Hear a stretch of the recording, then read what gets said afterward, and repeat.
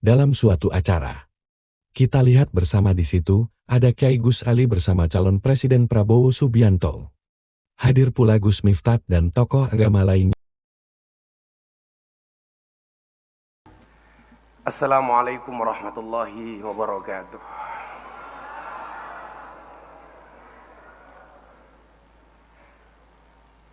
Alhamdulillahirabbil alamin, salatu wassalamu ala asrofil anbiya wal mursalin sayyidina wa maulana Muhammadin wa ala alihi washabil mujahidin at-tahirin, amma ba'du.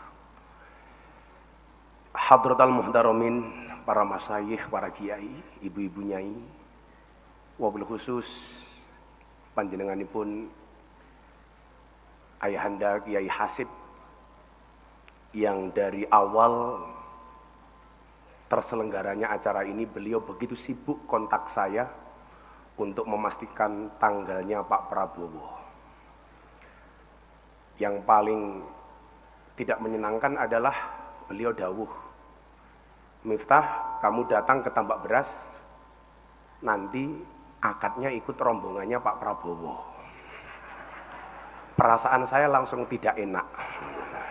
Ternyata maksud Pak Kiai Hasib supaya saya tidak menjadi beban Tambak Beras, tapi menjadi bebannya Pak Prabowo.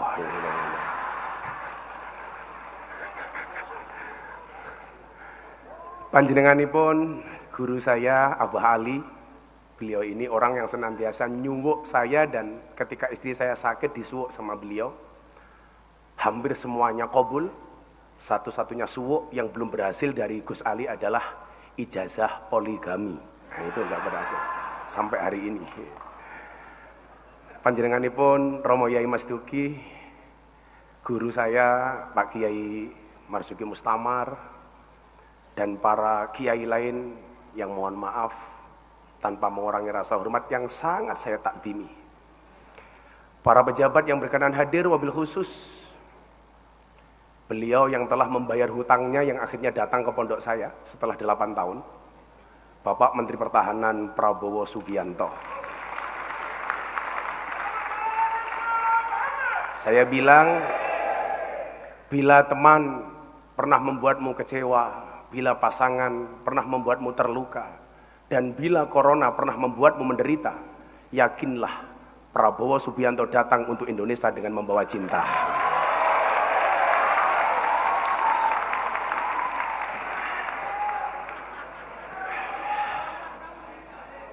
Sebenarnya inilah yang membuat mahal sebenarnya. Sahabat saya Gus Muhaimin Iskandar, yang ini selalu memberikan label saya Kiai Mahal, saking mahalnya PKB nggak kuat ngundang. Yang tadi Kiai Hasib bilang ini ada pawaan cawapres. Saya pikir kalau pawaan presiden, rata-rata memang presiden Indonesia itu belakangnya O. Tapi kalau cawapres wakil presiden itu bisa belakangnya in. Contoh Kiai Ma'ruf Amin. Nah, jadi kalau mungkin kelanjutannya Muhaimin ya pantas saja lah kira-kira begitu.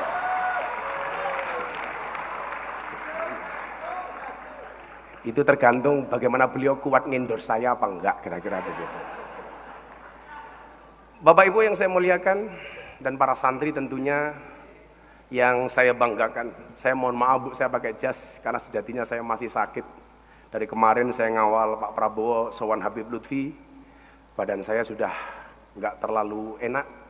Tapi pengen satu hal saya sampaikan kepada para santri, wa mal ladzatu illa ba'da ta'bi. Tidak ada kelezatan kecuali setelah bersusah payah. Maka rasa sakit yang saya rasa insya Allah kalah dengan rasa cinta yang ada di dalam hati saya. Apalagi kalau yang dawuh Kiai Hasib untuk santri Tambak Beras, saya selalu bilang cinta Gus Miftah kepada santri Tambak Beras seperti air kencing di dalam kolam renang. Maksudnya apa? Wujudnya tidak nampak tapi hangatnya bisa dirasakan. Bapak Ibu yang saya muliakan, saya punya mbah di Ponorogo namanya Mbah Muhammad Besari. Mbah Muhammad Besari punya anak 9, yang nomor 7 namanya Kiai Ilyas. Kiai Ilyas punya anak 3, yang pertamanya Imam Darum adalah mbah saya, kemudian punya adik namanya Hasan Besari. Mbah Hasan Besari itu punya murid namanya Ronggo Warsito. Ronggo Warsito. Satu saat Ronggo Warsito pernah menuliskan, kalau Ronggo Warsito itu jangan dibilang ramalan, karena beliau adalah seorang santri, nama aslinya adalah Bagus Burhan. Yang santri lain yang dimiliki oleh Mbah Hasan Besari adalah Ontowiryo. Nama lahirnya Ontowiryo. Setelah ngaji di Tegalsari bersama Mbah Hasan Besari, nama komplit Ontowiryo ini adalah Kiai Haji Bendoro Raden Mas Abdul Hamid Ontowiryo Mustahar Heru Cokro, Senopati ing Ngalogo, Sayyidin Panotogomo, Amirul Mukminin Khalifatullah Tanah Jawa, pahlawan Gua Selarong, Pangeran Diponegoro. Nah, yang mau saya ceritakan adalah Ronggo Warsito pernah mengatakan demikian. Indonesia itu akan dipimpin oleh 7 model macam kepemimpinan. Yang pertama, menurut Ronggo Warsito, sekali lagi, kalau yang berbicara Ronggo Warsito itu bukan ramalan. Karena man ata arafan au kahinan fasodaqahu bima yaqul faqad kafara bima unzila ala Muhammadin.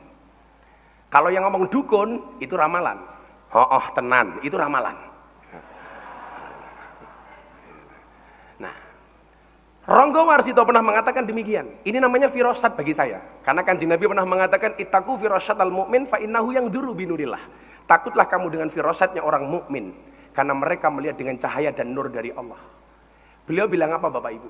Yang pertama, Indonesia itu akan dipimpin oleh model kepemimpinan dengan bahasa besarnya adalah Satrio Mukti Wibowo, mohon maaf, Satrio Kuncoro, Murwo Kuncoro. Seorang kesatria yang sangat terkenal. Tapi mohon maaf, sering dipenjara. Kalau kita ngomong ini dengan gampangnya, kita bisa menyebut nama Pak Soekarno. Satrio yang sering dipenjara. Yang pertama. Kemudian yang kedua adalah Ronggo Warsito menyebutkan Satrio Mukti Wibowo, kesandung kesampar. Seorang kesatria yang sakti, dia berwibawa, tapi akhirnya jatuh oleh rakyat. Orang langsung menganggap ini Pak Soeharto. Jadi kok saya mikir, kok Presiden Indonesia itu belakangnya O, depannya Su. Saya berpikir, saya lebih suka manggil Pak Prabowo ini bukan Prabowo, tapi Subianto.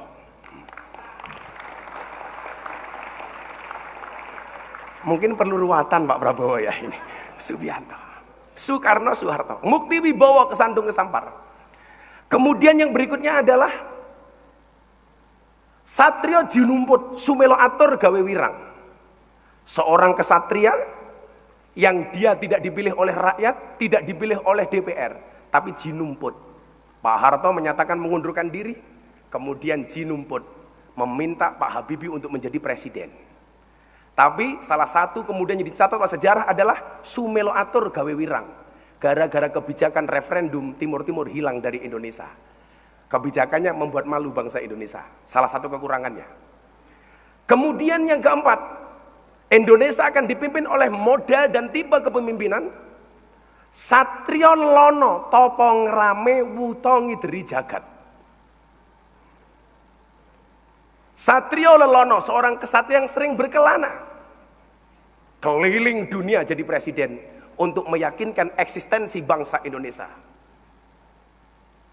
Kalau kita ngomong itu masih belum paham, tapi begitu Wutongi Deri Jagat, orang yang tidak bisa melihat tapi bisa keliling dunia, kita langsung teringat dengan nama almarhum Kiai Haji Abdurrahman Wahid alias Gus Dur.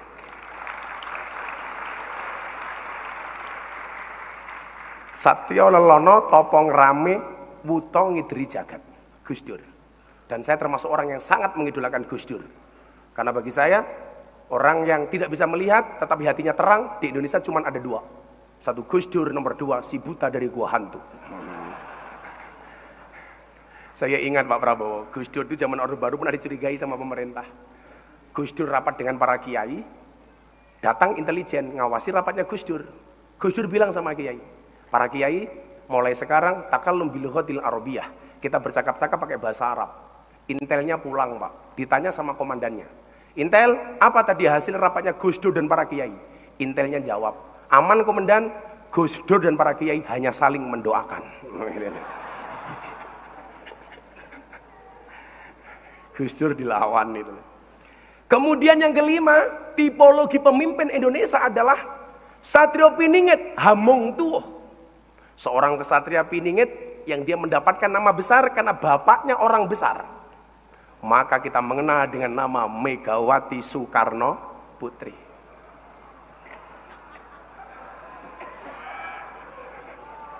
Hamung Tuh itu tukulan, Pak, kalau bahasa Jawanya.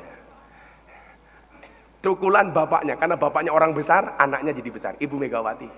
Apapun, beliau tetap orang yang memberikan banyak sumbangsih untuk bangsa Indonesia. Kemudian berikutnya, yang nomor 6, Indonesia akan dipimpin oleh model kepemimpinan Satrio Hamboyong Gapone Gapuro, gelar kloso tanpa lenggai. Satrio Boyong Pambukaning Gapuro, gelar kloso tanpa lenggai. Seorang kesatria yang mulai mampu menata tatanan pemerintahnya, tetapi mohon maaf, tuduhannya macam-macam. Gelar kloso tanpa ngelenggai. Kenapa bisa nata negara tidak bisa ngelenggai? Karena musibah di mana-mana. Aceh gempa bumi, tsunami, Jogja gempa bumi, demikian juga dengan daerah-daerah yang lainnya. Orang langsung berpikir dengan Bapak Susilo Bambang Yudhoyono. Kemudian yang ketujuh, yang menurut Ronggo Warsito, kalau ini beliau tidak nyebut nama, dan ini susah untuk ditafsirkan, karena cuma sampai 7. Indonesia itu akan mengalami kemakmuran bertahun-tahun, bahkan ratusan tahun, kalau Indonesia punya tipikal pemimpin yang ketujuh. Satrio Pinandito Sinisian Wahyu, Ratu tanpa mahkota. Seorang kesatria yang dekat dengan rakyat, dekat dengan Tuhannya, menjadikan ulama sebagai panutannya. Tapi ingat, ratu tanpa mahkota. Begitu banyak kekuasaannya yang dikerdilkan. Orang langsung nyebut, apakah ini pasangan Pak Jokowi dengan Kiai Ma'ruf? Pertanyaannya, kenapa ratu tanpa mahkota? Gara-gara embel-embel petugas partai seolah-olah berkuasa tapi tidak punya mahkota.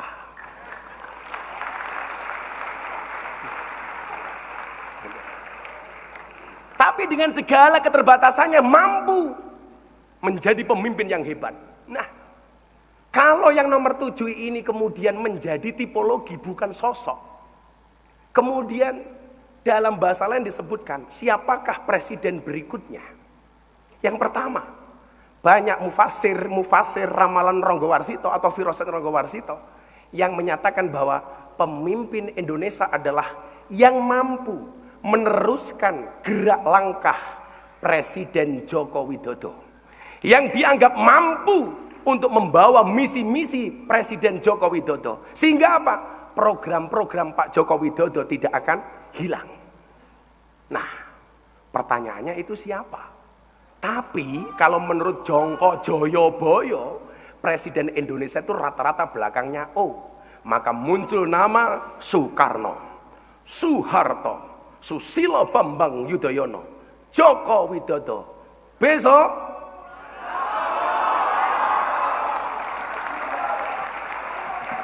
terima kasih. Assalamualaikum warahmatullahi wabarakatuh.